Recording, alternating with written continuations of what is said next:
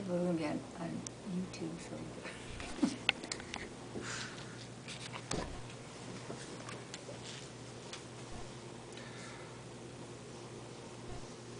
By the end of my speech, you will know what genetically modified organisms are, which are also called GMOs. Is everyone aware of what genetically modified organisms are? We put genetically modified foods into our bodies almost every day. The things we eat determine how we feel and how healthy we are. Genetically modified organisms are being added to our food every day. What are genetically modified organisms? And what are the potential drawbacks of genetically modified organisms? Why are foods being genetically modified? And what are some potential drawbacks of these foods? According to Batista and Margarita, genetically engineered foods are from modern biology techniques used to manipulate the genetic endowments of organisms by changing, manipulating, or rearranging their genes. Stewart, Maltby, and Carr state the process allows scientists to splice genes with particular traits into DNA of other organisms. Why are foods being genetically modified? Resistance to herbicides and pesticides is a benefit that genetically engineered foods are being used for.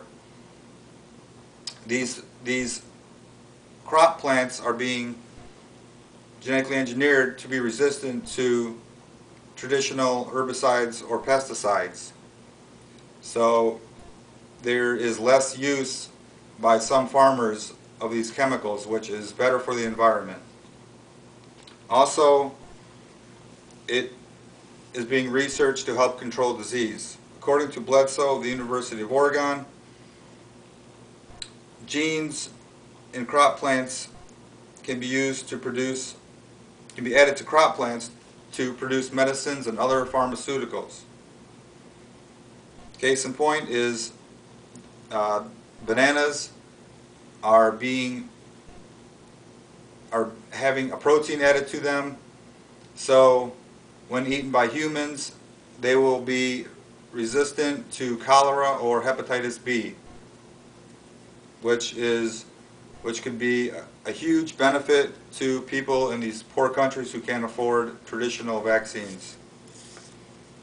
What are some drawbacks of genetic engineering? First of all, it is a new field of study, so there is no long-term research of what the effects of these foods will be for humans. Second, the environment.